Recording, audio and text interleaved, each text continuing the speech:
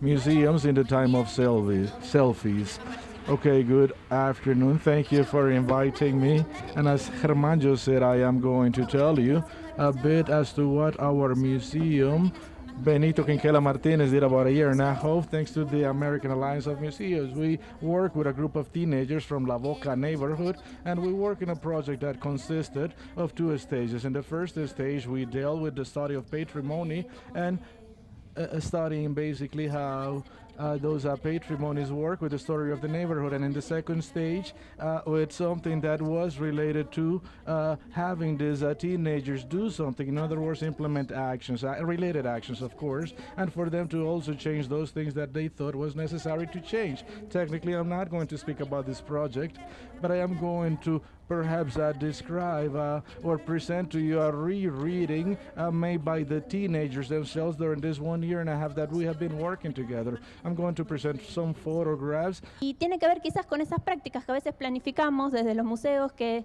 tenemos exactamente todos los detalles de cómo va a ocurrir, y sin embargo cuando nos we plan everything that we're going to do. However, when we confront reality, we see that things have changed and things that result are different from the way they were planned. And sometimes they come out even better. So understanding this story and questioning the present is perhaps helps us understand the temporary frame in which they were. And this is, we were conceptualizing Web 2.0, multitasking, this social media reality that we were confronting. And what I can assure you is that to work with adolescents, you need a lot of patience. You have to breathe deeply. And you have to see what is happening, because what happens when you ask them to go out and register or record what they were seeing outside them. And precisely this is where we require the most patience, because they needed a lot of strength. They needed to go out and take the selfies. Selfies we asked them to take, and selfies are included in the Oxford Dictionary. We all know what they are. And the intention of selfies is basically publishing those selfies in social media, social networks. And these cell phones, basically the mobile that we use, that are so frequently with us nowadays, all this related to constructing identity.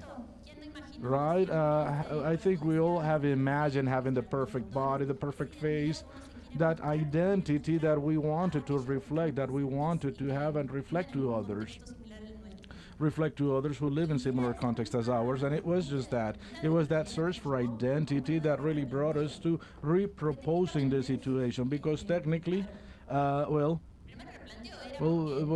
reproposing is because we had a meeting place and we had an exhibit place, and through them there was a very small hallway with a huge mirror, and basically what kids did was to take a photograph of the mirror.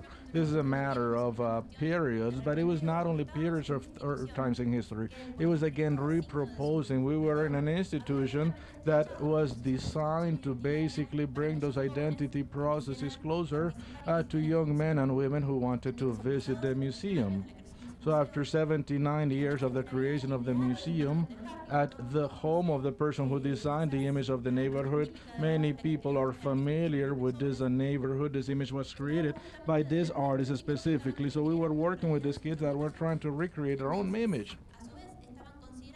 So simultaneously, they were considering what authors call this narrative of the ego, this narrative that does not only look for identification, but that also appears in our digital media, where these things are published. And what some authors, they say this gives us safety, security to these kids. So again, we were no longer speaking about this image that was being developed of themselves, but no, this was also part of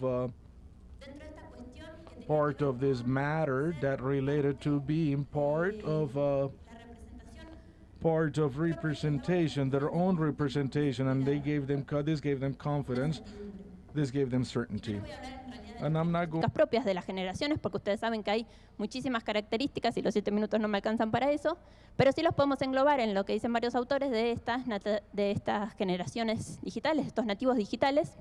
en donde tienen características en común, como la independencia, They all have common characteristics, independence.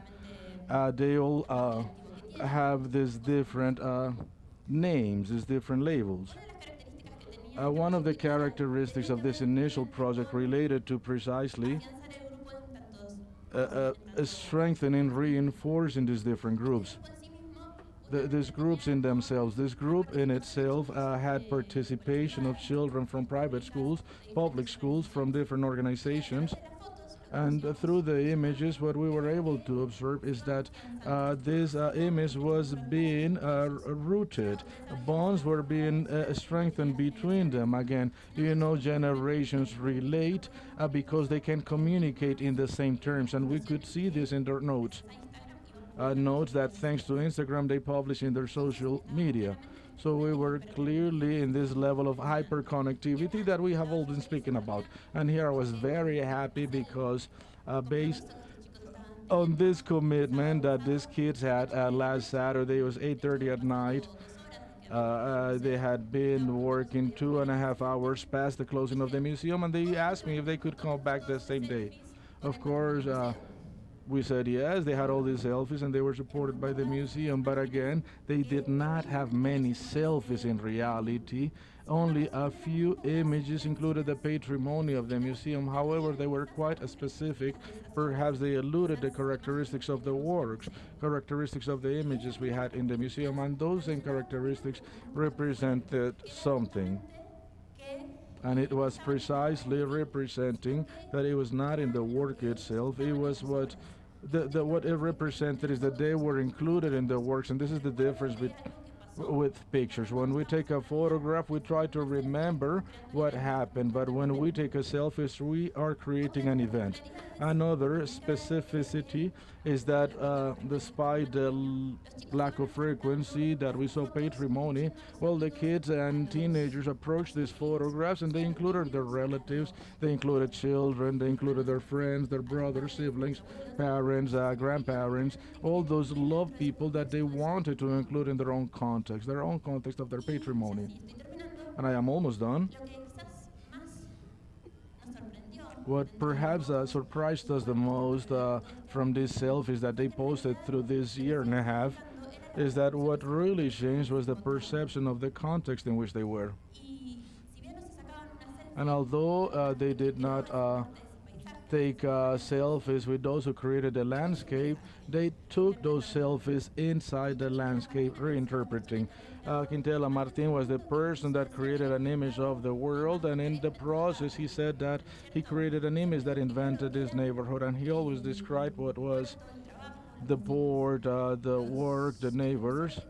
And in the museum, what we wanted was for children to consider the works of this artist and try to imagine how he had seen the world. And what we saw is that these kids were able to copy the way he lived it, the way he felt it. So this brings us to this topic of universality, connectivity, and geolocation of connections. And this generated different bonds with cultural and social identities. And we rethought this, and what we saw is that in this reproposal of this image, of this context, what they were really seeing is that they were multiplying once and once again the actions that they saw as results. Again, those actions that they were able to do collectively, and that collective work at the end of the day was what made it understood that there were others with needs, others with a place inside themselves. Quinquela was a great artist, but he was not only a great artist, he was also a great philanthropist, and he donated to this neighborhood as much as he could. Perhaps some of these selfies go after the same objective. Thank you.